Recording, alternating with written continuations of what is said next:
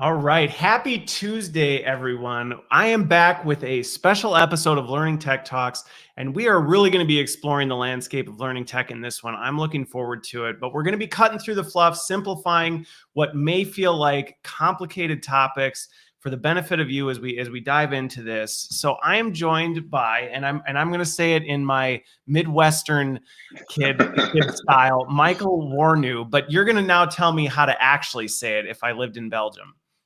Mikael Wornoo, but it's very close. So very close. That's very kind of you to say. Mikael Wornoo is very close to that. But yeah. So anyway, so I'm joined by Mikael today, and we're going to be talking about. I don't even honestly know the best way to articulate this, because while we're talking about skills data and the way AI, specifically NLP, is actually allowing us to gain some insights and visibility into this stuff, we're going to be going in a lot of different directions. So I think, if this is a new topic for you, you're going to want to pay close attention, because I think you're going to get a lot out of this. I know I am. I'm looking forward to it, because this is such an important topic.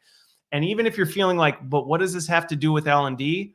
I can promise you, you're going to see the connections. We're going to dial this all together. But before we do, it wouldn't be Learning Tech Talks if we didn't start with a little bit of fun. So the first one, and I think I actually kind of spoiled it in the pronunciation of your name. But anyway, everybody can play along with this one. So you can comment in and join the fun here. But Mikael, where are you in the world today?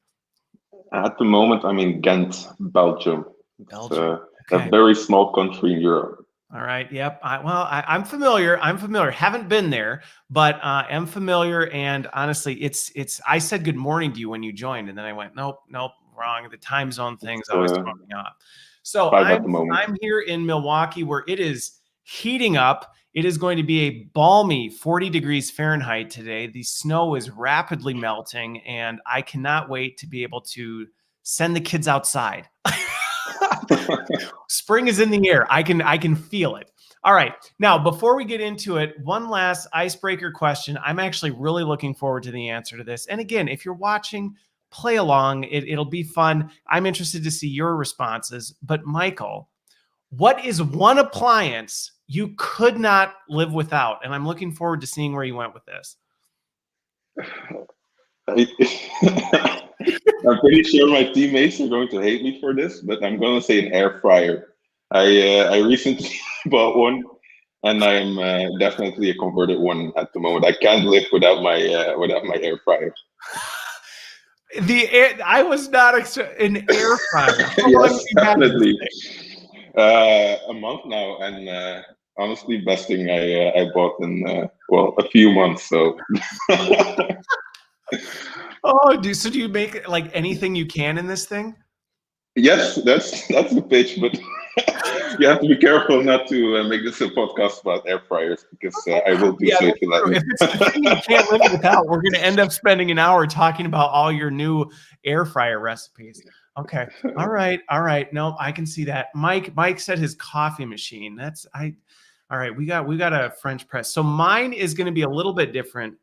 And it's just very pragmatic in this sense. The air fryer, I don't know that that's pragmatic. I don't know if you actually couldn't live without it, but I think hypothetically, maybe you couldn't. I don't know. So I actually went back and forth on this, and I thought mine was going to be something in the kitchen. And then if you'd asked me maybe 2 years ago, I would have said that. And then we remodeled our kitchen, and COVID hit, and nobody could come do any of the work, and we had nothing. And it turns out you can live without your kitchen. I mean, you eat a lot of things that can be thrown in the microwave or cold, but you can live without a lot of kitchen appliances. The one, though, that I don't think we could tolerate was our washer and dryer went out. Oh. That was the worst. With 5 kids trying to get to the laundromat and do it. No way. I would never do it again. I would call someone or go to the neighbors if that ever happened again. That's fair. That's very fair. So anyway, all right. Well, we've had some fun with that, but now let's shift gears over into the conversation on this. So we're talking about this whole skills AI. We've got lots of buzzwords. We're going to have all sorts of buzzwords that we're going to be putting into this one, but hopefully we'll unpack this and really make it pragmatic and practical for folks. But before we do, let's get a little bit into the history of this, of Techwolf, because you're one of the co-founders. You started this thing, and I just have to know, where did that come from? Did you just always know that AI for skills data was going to be your thing growing up? No. I didn't. I didn't wake up as a 5-year-old and tell myself I'm going to be an HR tech entrepreneur. So myself and the two other founders have a background in computer science, and the original idea was to match students to relevant jobs. Okay. We built technology for that, started building out that software, that solution, and started selling that to recruitment and staffing vendors. But just being in the industry made us notice that the technology we had built could solve a really big problem in enterprise. So that made us slightly pivot towards the enterprise market. We're still active in employment and staffing, but the main focus at the moment is really solving the big problems in enterprise with the core technology we built. Okay.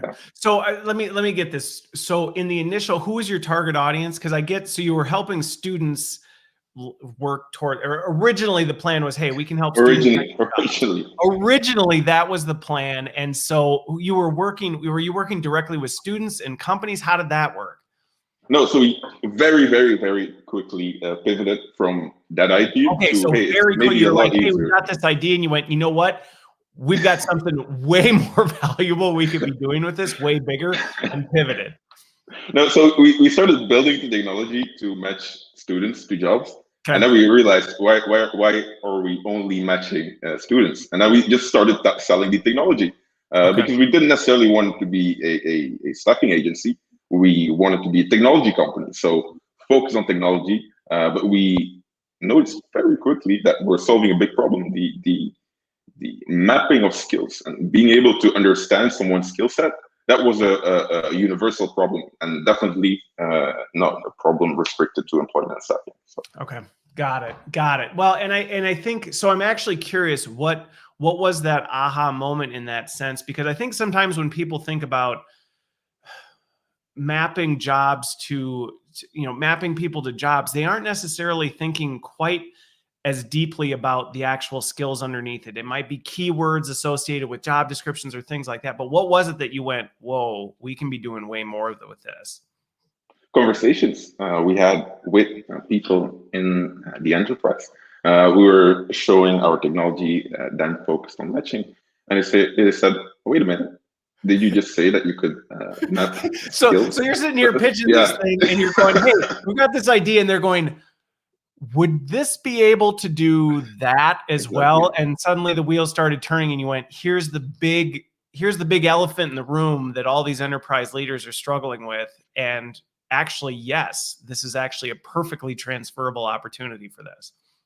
Exactly. And then we just went along with it. We had more conversations, and then we really saw that knowing the skills you have in your organization, or knowing the capabilities you have, was the crucial problem we could solve. And that was a no-brainer then. Which, by the way, is a huge problem for organizations, like massive. By the way, in case anybody wasn't aware, this is like massive. This is on the top of many, many, many executive level priority lists, where the lack of visibility into this is keeping many a person up at night. So we'll talk more about, this problem set, but I do want to really kind of simplify this down, because it can be, what does that look like? Like, let's make this simple for people in terms of the process, because you can hear skills data, AI, like, oh my goodness, how is this working? So how are you actually using the power of AI, or which we're going to talk about? You're using natural language processing to do this, but what does that actually look like, so that people have a better understanding of how does this work? Mm-hmm. I think to truly understand where AI comes in, it's good to zoom out first. So what we do today is AI-based strategic workforce planning. So let's start with a definition of strategic workforce planning. And I really like the definition Aaron Ross gave in his book. It's a framework for analyzing both the current and desired future states of the workforce. There's many definitions, but what we typically see is that there are 4 core steps to workforce planning. One crucial step is, of course, knowing what you have in-house, knowing your talent supply, using talent demand to contextualize that information, detecting skill gaps, and then getting to workforce actions, whether you should buy, build, or borrow. and so on, or for the specific skill gap. So I think when you're then zooming in again, where does artificial intelligence come into play? In a few areas, but I think the most straightforward one is simply by interpreting the vast amounts of unstructured data. And I'm going to quote someone else here, Adam McKinnon. He said that if finance is the home of numbers, then HR is the home of text. So what we do is interpret unstructured information about employees and transform that to skills. And that's what natural language understanding is all about. Okay. I actually really like that analogy. If numbers is to find right? Numbers in finance, HR is words. And when you really think about the space we're in, it's all of our currency is words. It's how we describe people. It's how we describe the work that's getting done. It's how we describe the priorities, which we have a lot of that, I think.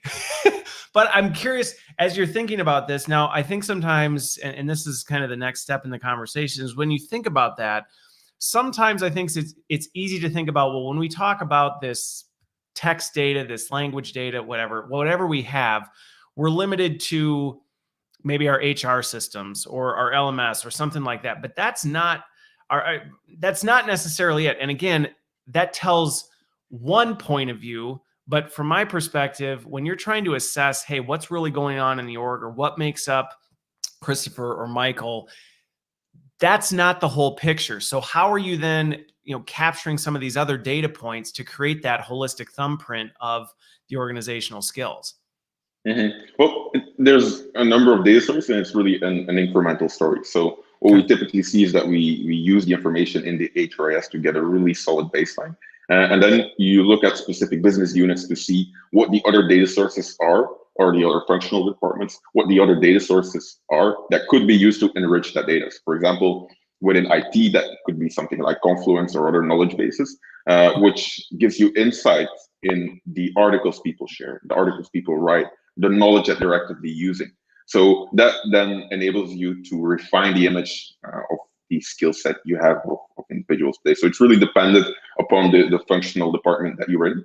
But what we typically see is that there's, these standard data sources, things like SharePoint or other textual sources that can be used and then are used to refine the skill fingerprints we derived from the HRIS data. I have a follow-up question to that. I told you I was going to cut you off and interrupt when you were saying things, which is fine because we'll come back to this. But I'm curious on this. So starting with the HR side of things is a starting point. But I'm interested when you're working with organizations on this, are they immediately jumping to the enterprise, or is it more of a step process where you go, let's tackle this for maybe one function first? I'm just curious from a process standpoint, how are people finding success in that? Because personally, I can see that feeling a little bit overwhelming to go, all right, let's solve this for the entire company in the first round. Mm-hmm. Well, it really depends on who we work with in the organization. So for example, if there's a project within people analytics, and that's something we see more and more, then they just say, we want this yesterday, right? And they typically have the data infrastructure, and then we typically work with a static data dump, and we can give them like a photo, a snapshot of what they have in the organization. Of course, you want to go to continuous skill tracking because people leave, people join, people learn new skills, and so on and so forth. And then when you're looking at solving very specific problems, or you have a project focusing on a very specific people, then we typically start with mapping those skills. So it really depends. I think that the main advantage of using AI is that you can scale to the entire organization instantly. For our solution or model, it doesn't really make a difference if you're starting with 1,000 people or with 100,000 people at the same time. That's fair. Well, and I remember when we were, originally had met and had this conversation, that was one of the things that we talked about. Is this is one of the benefits of using AI for this, is that it doesn't wear out. It doesn't go, I don't have capacity to crunch another 100,000 employees numbers right now. I'm a little bit tired, or I need the weekend off. It's able to move through this much quicker. But I was just curious more so if you're seeing benefits to one way or the other on that, or how are you making sense of that? Because I have to imagine there's a fair amount of stuff popping up as you're doing this. I like the photograph analogy of, okay, so you take all this data, you pull it together, you analyze it, and you create this snapshot or this picture of the organization. What's the accuracy? I mean, how close is that coming to things, or are you having to fine tune and dial things back based on what you discover? So typically what we see is, especially when we get started, let's say we start anywhere between 3,000 and 10,000 employees, especially if you have to convince senior leaders to invest in, knowing the skills in your organization. And then typically what we see is that just giving that initial snapshot and showing what you can do with that skill data, opens the eyes of many people. Visualizing where skill gaps are, visualizing where innovation capability in organization is. Those are all strategic topics that can be reiterated back or coupled to knowing your skills. Okay. Yeah, I can't imagine there's probably too many instances. I can see trying to conceptually get people to get on board with it. Not even that I struggle with because of how high priority of an item it is. But I can't imagine you ever show somebody that photograph of, here's your heat map of the skills, the opportunities, and where you need to go. And somebody goes, I don't really know that we need that right now. I'm not really sure that that's something that we're struggling with. Okay. Well, if it happens, if it happens, I think that's where the second part of the technology comes in.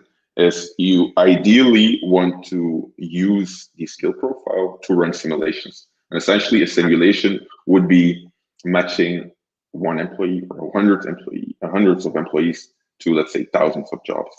And in that way, you can actually you are running scenarios. You can see, okay, what are gaps that are returning? Can I, for example, if we're looking at the level of analysis of one employee, match this particular employee to all the open vacancies in my organization, or can I match him or her to specific roles that are adjacent to the current role, or even just a general cross-section of the job market. And that way, you can actually get a really good understanding of how future-proof or what the general demand is of someone's skill set.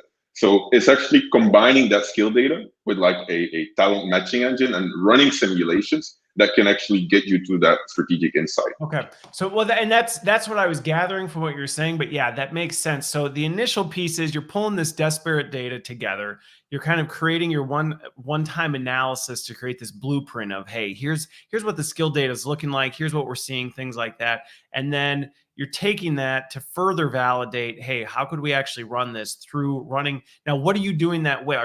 You said you're connecting with, is Techwolf doing that? Are you partnering with their maybe, talent, another platform to kind of run some of these scenarios along the way to see how could we actually solve some of these challenges? How's that working? Yeah, typically, and that's where we find our allies in the people analytics sphere, is that we work really closely with people analytics. And what we want to be is a skill infrastructure. Because what we see is that you have the talent marketplaces and the core HR systems and every other HR tool now having their own skill cloud or skill taxonomy, but they're all talking a different language. So if you don't have any underlying infrastructure, just basic reporting, it doesn't work. Doesn't work.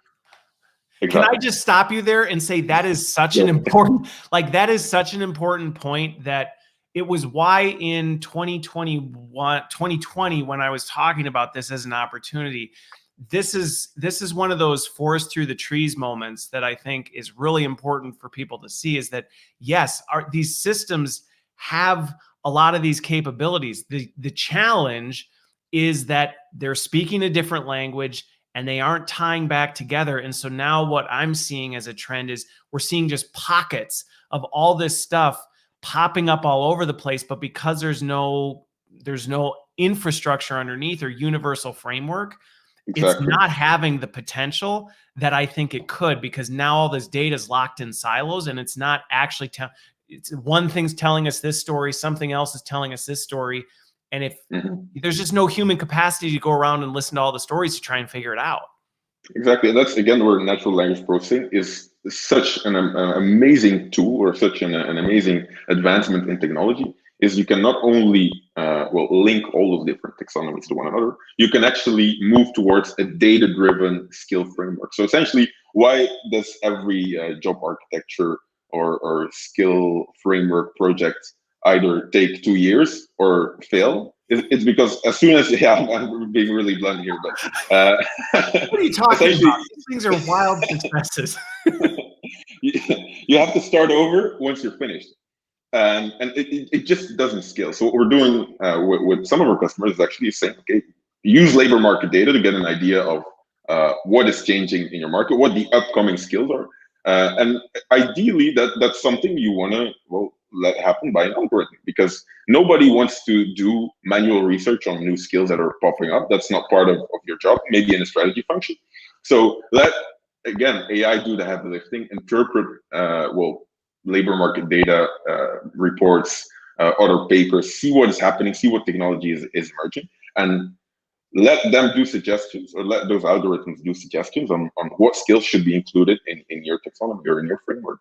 And we really see that approach is one that is a lot more future-proof. Okay. Well, and this gets to the point where sometimes I think people fear the tech a little bit more than they need to, right? We're a little bit scared, like, oh, the AI is going to be doing this work for us. And it's not even just the way you articulated it. This isn't just set it and forget it, like your air fryer. Stop roasting my air fryer. Right? It's not that, though. That's not what we're talking about. It's that use the artificial intelligence to do this just incomprehensible legwork that would be impossible to do.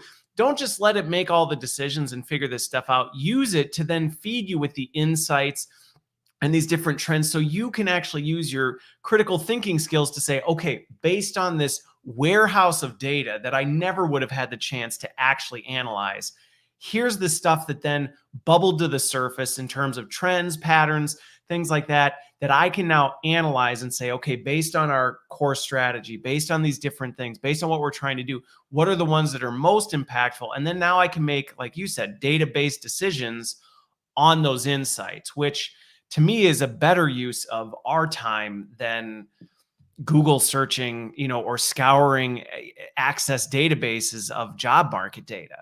Mm-hmm. Maybe that's just me. No, it definitely, because let's take a global trend and industry 4.0, and then we have people asking us, but okay, what is industry 4.0? What skills, capabilities, jobs, roles are attached to industry 4.0? And just being able to do that translation to actually tell people, okay, these are the skills you need to be focusing on from a learning and development point of view, but even from a hiring or internal mobility point of view, and knowing what skills are actually related to that high level concept, just that is already tremendously valuable. So again, natural language processing in HR is going to be one of the biggest trends in the coming years. Yeah, I think when people say like the impact of AI on HR out of the different disciplines of it, to me, I agree with you that I think that's probably the one that is just going to massively transform the work we do, just given the fact there's so much stuff we just can't do anything with. Mm-hmm. Not enough days in the year or years in our lifetime to actually get through it. Now, on that though, I am curious how organizations are dealing with this, because to me, this is one of the risks or areas that we have to be at least somewhat careful of, is when we start talking about this skill data. It's easy to talk about it as this just kind of, amorphous thing that's like, oh, it's over here. But this is real people's this is people's, in some cases, their identity, their inner workings. Like, what do they know? What do they need to know? How do they operate? That's pretty personal data that we're dealing with. And I feel like as people's data acumen and digital acumen continues to rise, there's this growing awareness that, hey, my data is actually valuable and precious, and I need to be more cognizant or careful with that. So this is something that I think, especially in HR, we need to be mindful of. That, how do you think? So I'm curious, how are you managing that with organizations? Because I can see getting into some real dicey territory if you're not careful with this. And while you might get legal to sign off on it and go, we're probably fine, doesn't necessarily mean morally or ethically this is territory that you want to dive in. And I'm not saying this area in general. I'm saying there are going to be topics or things you're going to get into where you go, I don't know that we should go here with this. But I'm curious how you're working through that with orgs. Yeah, exactly. And it's every technology that can be used for good can be used for bad. So I It's think not technology's fault. damn, that's not what I meant to say. But let me finish my sentence. I'm going to quote you on that. I'm going to clip that and go, look what Michael said. And the second thing we say is it's about decision support, not decision making. And ideally, you'd make sure that everyone that you're working with knows that it's for decision support. It's for broadening your perspective, and not just making a decision for you. That's one. And then just making sure that there's awareness around bias in AI, especially when you're using deep learning. Typically, what you'll do is you'll train an algorithm to learn from past data. And typically, those are past decisions. And let's say we all know there are some biases. Daniel Kahneman showed that we have a lot of biases. So essentially, you are training algorithms to reproduce those biases. So that's a very, very tricky area. And awareness obviously is one. And we are very strict here at the company. So there are projects that we will not do because obviously it doesn't take a genius to figure out that if you can run those simulations, can also be used for things that aren't that nice. So awareness and then a strong sense of responsibility as well. Okay. Well, and I think this is where, when I talk about this topic, I think there's an ethical and moral obligation to us as HR leaders to really take this seriously. And I think your points are valid, which is, one, you have to be aware of this stuff. And this is why, to me, it's so important that, do you need to understand how to write an NLP algorithm to be an HR leader? No, I don't think that's a requirement. But should you fundamentally understand how some of these things work and how deep learning works, so that at a high level, you can understand that, hey, if we throw really bad data or really bad decisions that we've made in the past, and we're using that to train our AI on things, all we're going to do is rapidly accelerate and expand the bad decisions we're going to make moving forward. So how are we actually balancing that? So what are some ways that that organizations are balancing that? Because I mean, personally, I'm familiar enough with the space to know that you can, counteract some of this stuff. But are there some just practical ways that organizations looking to tread into this territory can be thinking about this to ensure you don't end up somewhere and go, what did we just do? Well, here in Europe, we have work councils. So all those projects get vetted by such a work council, which I think makes perfect sense. And then the second thing is just making sure that employees get skill visibility, again, visibility in that skill data.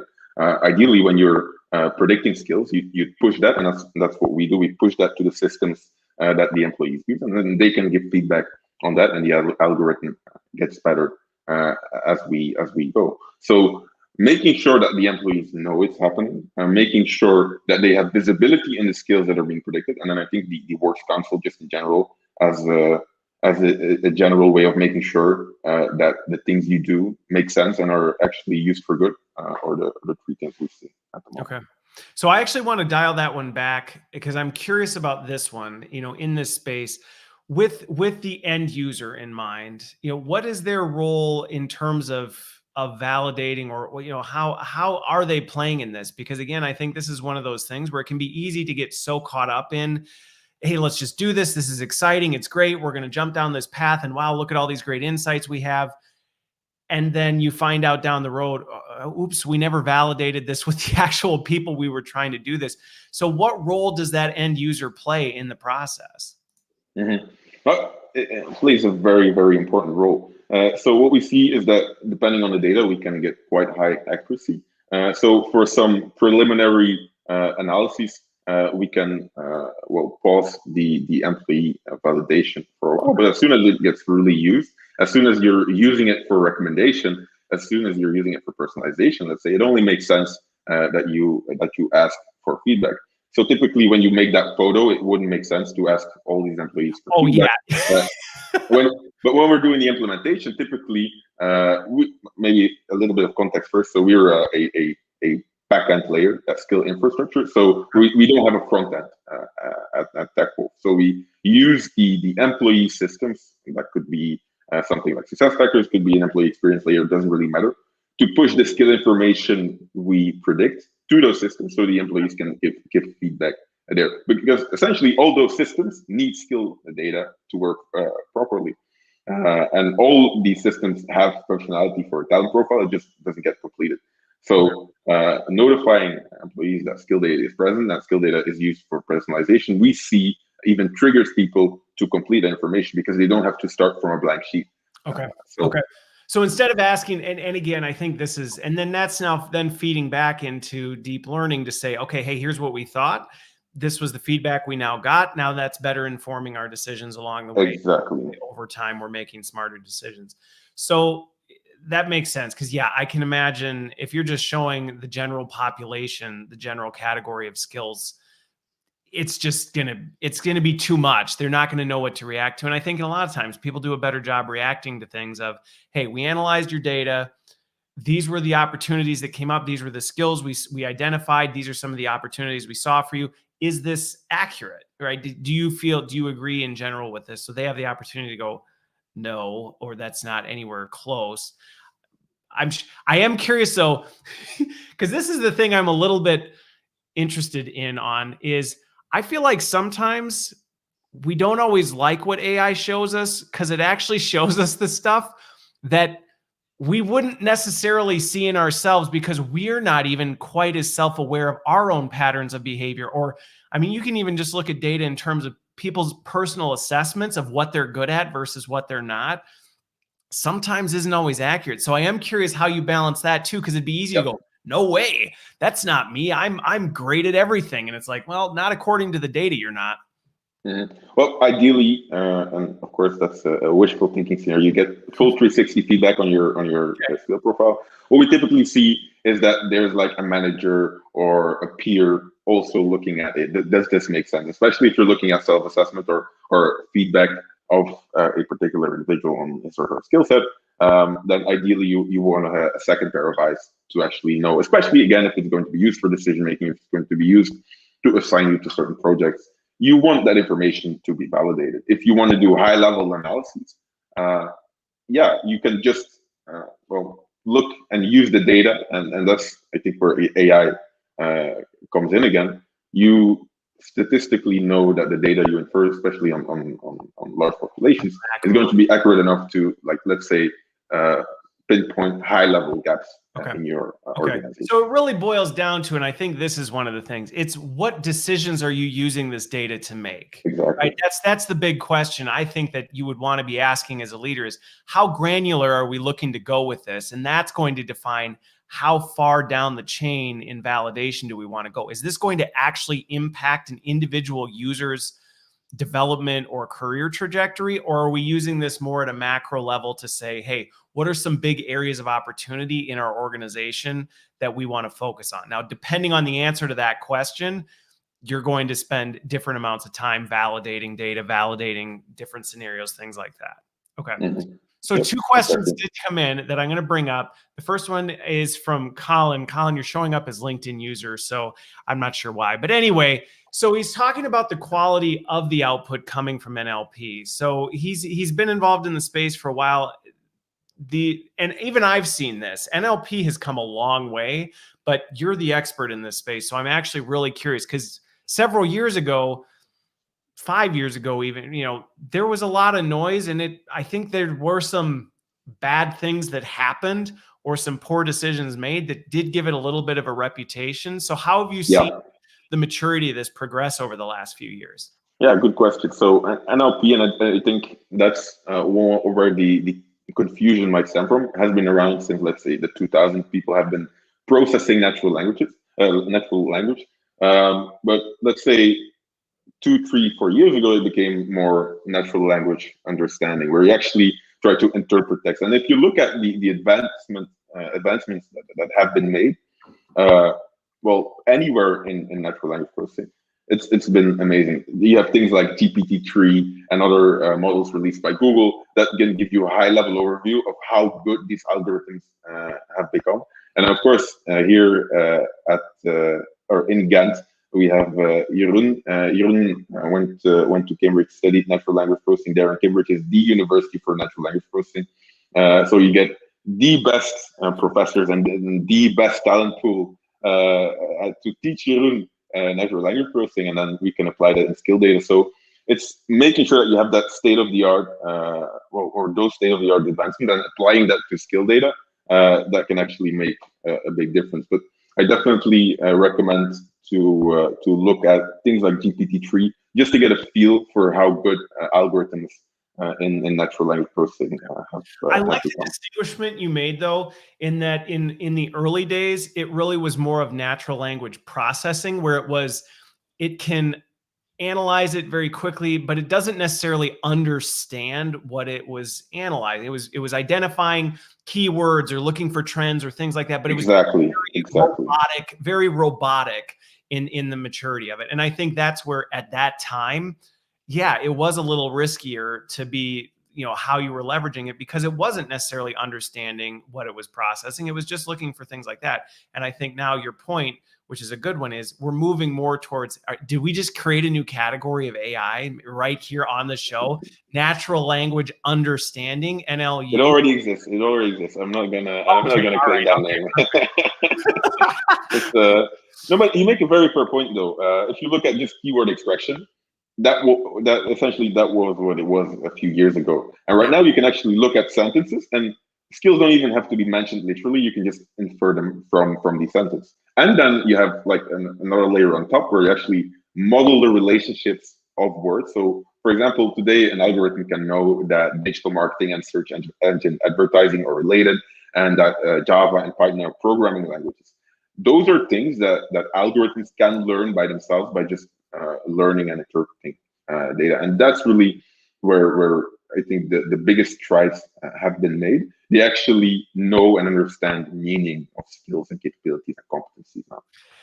And this, see, we're going to go down this rabbit hole a little bit, because I think some of the skepticism that I'll see from individuals on this topic, especially if they're still thinking about NLP and just that keyword type thing, you'll hear things like, well, job descriptions don't necessarily paint a full picture, or this kind of thing. And it's like, yes, you're right. And if this thing is just analyzing pure keywords or looking for specific things, it's not going to find that. It's not going to find that. But as natural language processing has evolved, now it has the ability to interpret and understand some of these things and start to understand the broader context. So it's not just looking for, did it say the word communications? Exactly. It's not looking for that. It's looking for the way it's written to understand, okay, this is a job that's going to require a lot of communication based on the way these activities are described, based on these other words and the interactions between them. This is a heavy communications type role that it can then process that. And I think that's the exciting advancements we're seeing in this, which is taking it to a level that we haven't historically seen. Mm-hmm. And if you combine that with just the raw computing power, like you can take the skill set of a particular individual and then compare that to, let's say, the required skills of thousands of roles or vacancies or whatever. Nobody can do that manually. No. So imagine doing that for your entire organization. That's millions of calculations you can just have at your fingertips, and then use that to pinpoint certain areas of improvement, and maybe even to take that to its natural extension. With our customers in the employment and staffing agency, we actually derived something. Well, it's called an employability score, and it's essentially a metric for how well you match to an intersection of the entire job market. And that employability score is a metric, an objective metric for how future-proof your skill set is, in essence. So that's really the power that you have when combining natural language understanding with essentially something that can do millions of calculations. Well, and that goes to the point of, yes, the algorithms themselves have matured, but the hardware and processing power of the hardware has actually also allowed us to do this at unprecedented levels that we have, which is exciting. And I guess some people might think terrifying, but I actually think the pros vastly outweigh the cons. So let's just jump to the second question that Mike brought up over at State Farm. And so he was asking about, with the data and the population, right? The amount of data that you're throwing at this thing does matter. So, from this, how are you assuring predictions or models? How are you doing to make sure that you actually have the right threshold? And is there a recommended threshold that when you work with an organization, you say, hey, we want to make sure we're not throwing this at an audience of 30 people? What does that look like? Yeah, essentially, and that's where the 3,000 to 5,000 starting population came from in the first place. And then it really depends on how you set up your algorithm. So we have a pre-trained model that really just interprets text and can give you a pretty good estimation of what the skill set will be. And then again, depending on where you want to use it for, you ideally increase your population size to make sure that you have statistical, or they can actually prove statistical or show statistical significance. That was hard, sorry. So we typically try to start with a population. That's an AI tongue twister for you. Statistical significance. I say that 10 times fast.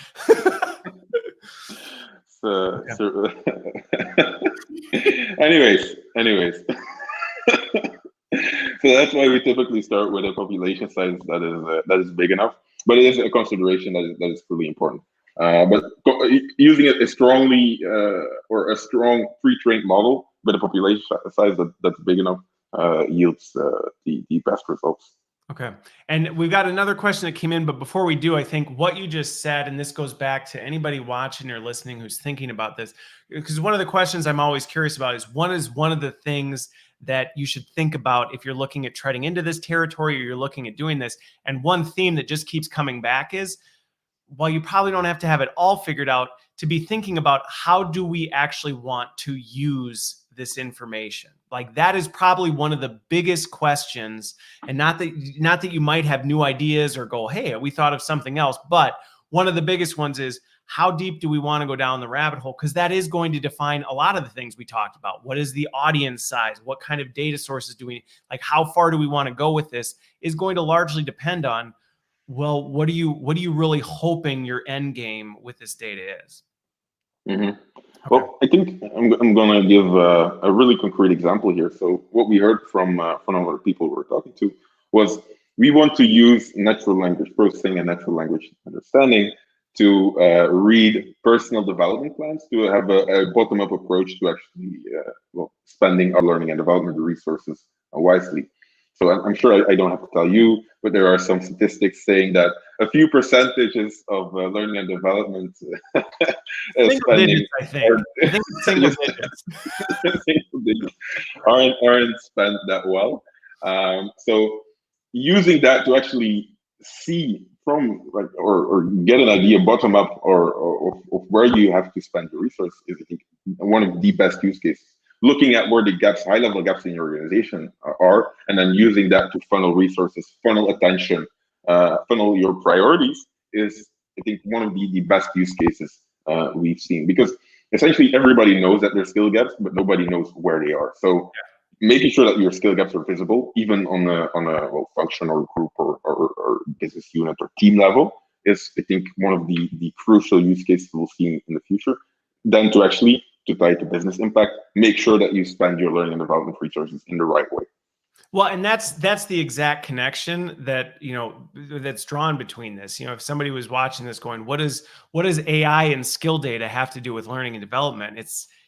Well, that's the funnel. That's how we should be looking at this and saying, this is what should be driving and defining our investments in technology, our investments in content, our investments in, the different audiences that we should be focusing on. We shouldn't be doing this based on gut feel and, well, I think this is what we should have in general for our organizations, but where really are we as an organization? What is the talent set that we have, and what needs do they have? So I think this is where, while it may feel like a broader HR approach, it doesn't necessarily have to be. And I think there's even opportunity as learning leaders to initiate some of these discussions to say, we're spending a lot of money on this stuff and we don't necessarily have the data we need to know where to execute against that. So why don't we do something like this that then gives you an opportunity to feed the broader organization? We could talk about, we want to be a strategic business partner. To me, this is like ideal use case of, you want to be a strategic business partner, facilitate this discussion with your HR and business leaders of, let's figure out what's actually going on in the organization quantitatively so that we can spend our resources well. And yes, that's going to affect workforce planning. That's going to affect strategic business decisions. I mean, it's going to affect a lot of different things. Yeah, and we have now we have customers going to board meetings, actually having data on what is happening and how they should spend or prioritize certain things. And I think just in general, imagine being on a board meeting or on a meeting where you can report on the employability of your workforce that has increased, on the key skills, the critical skills that the workforce has gained. I think starting to think about it like that, and that's essentially the same transformation marketing has made, using data to inform your decisions gets you a seat at the table. We see it in marketing. It's going to happen with HR. It's going to happen with marketing. Yep. And it's a perfect opportunity to do it. I mean, it really is a perfect opportunity to do it. And we can now do it. The tech is at a maturity level where you can do this in a meaningful way that's going to have impact. So let me take another question from Colin. He had a follow-up to his one earlier. When we were talking about how this transition from NLP to NLU is going, being able to kind of start to predict the different proficiency levels. So his example was, being able to understand how, what degree of project management would you need based on some of this stuff. So I'll let you read the question and answer that one then. Yeah, it's funny because everybody always brings up project management. And then the typical follow-up example is, project management for the Eiffel Tower or project management for, any other things, quite different. Yeah. And that's where I think looking at skills or skill profiles as a whole really comes into play. So there's two things. Yes, you can already pick up on proficiency levels by looking at the entire profile. And then two, you're not only looking at project management. And typically when you're working with artificial intelligence, you're not just looking at project management. You're looking at all the adjacent skills. You're looking at the entire skill profile and seeing how and in which context that project management that was used. So seniority is not even or proficiency. That's not the only dimension here. You also want to know in which context you have done project management. Of course, there's some transferability, but project management in HR or project management in finance are two different things. So yes, you can do it, but it's tricky, and you need to distinguish between proficiency and then, of course, the area in which you apply those skills. But looking at the skill profile from a holistic point of view, we've seen works quite well. What's funny about that, not funny, haha, but right, is the fact that that's a bit of a mindset shift, I think, for people. I think historically, when we've looked at skills, we've always thought of it in this linear 1, 2, 3. And in some regards, we've been limited to that because, again, we only had so much capacity to look at some of this stuff. And so we were looking at it saying, well, we've got this triage of this proficiency versus saying proficiency 1 in a different context may be more important than proficiency 2 versus 1. You may say, actually, it's way more relevant for us to have the skill profile for this specific nuance because these other contexts matter. But historically, you just didn't have time or resources to sit and analyze it with that level of complexity to start to understand what is the holistic context of these skills, because that context matters significant. I even think in learning and development, you can say, well, have you done instructional design? I'm a level 3 instructional design. I mean, maybe, but that may be very different depending on the environment or the stakeholders or the business function you're going into. That's going to be a very different context than just this nice, clean 1, 2, 3 type step. Mm-hmm. And it's just that binary way of thinking that actually hinders us, and that is actually not present in or when working with artificial intelligence. And I think Gartner has been making a lot of noise on this, on the word or the concept skill adjacencies, essentially related skills, similar skills. But it's such a powerful concept. So typically when you would look for one skill, and that's where humans almost resort to keyword matching. You're focusing on that one skill, but there might be like 3 or 4 other skills that are mentioned or that the person has that aren't necessarily that key skill, but are really close related to it, where you have a very easy way to obtain that other adjacent skill. So I think leveraging, and I'm pretty sure it will happen in the future, but leveraging skill adjacencies is one of the key opportunities in learning and development as well. If you're looking for, let's say, an engineer with a specific skill set, it's very hard to hire on the market. Looking at people in your organization that have a skill set that is very closely related to it, not necessarily exactly the same, but closely related to it, well, might be an opportunity to redeploy and reskill that individual, especially if that someone has a skill set or a role that is declining in demand. I think a typical example would be network engineers and cybersecurity engineers. So those two profiles are quite similar. If you really have a need for cybersecurity engineers, well, maybe take a look at your network engineers, and you'd find that you'd be able to reskill them quite easily, and you solve 2 problems at once. So having that, and then looking at your entire organization and spotting those opportunities, that's a business case that can make itself. Well, and it's interesting on this topic because if you really think, if you're thinking about it in this sense, one of the things that's interesting is it's like comparing DNA to, I don't know, something much more basic where you can actually really now say, because I see 2 contexts for this where this is really critical. You'll see this in conversations about hiring, where you're saying, we have this role, this is the kind of person we need. And so often we approach it from this binary standpoint of, okay, well, it requires this skill and this skill and this skill, versus being able to holistically say, what is the unique DNA of somebody who really is able to crush that?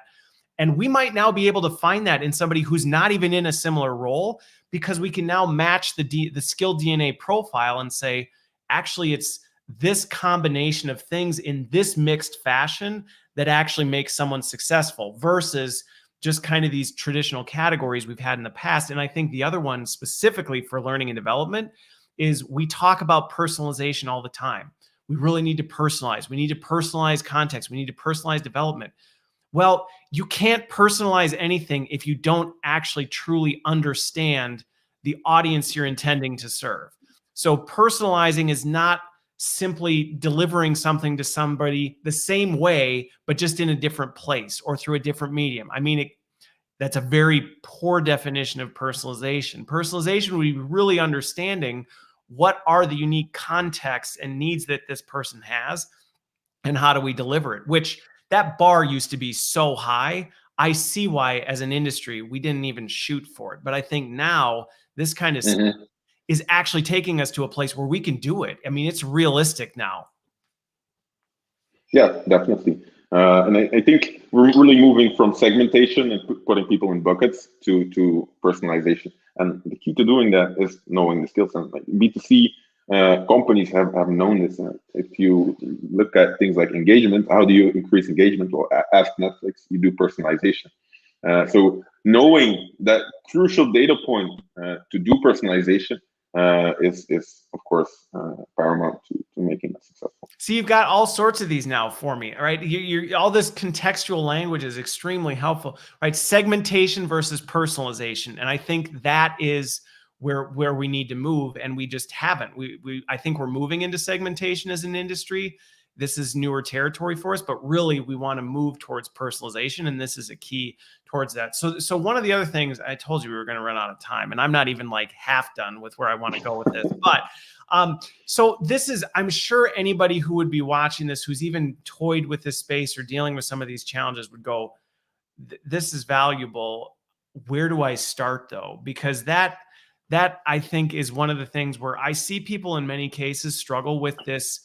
Where do I begin? Because this feels big and onerous and overwhelming. And I've seen people either spend too much time trying to get everything perfect.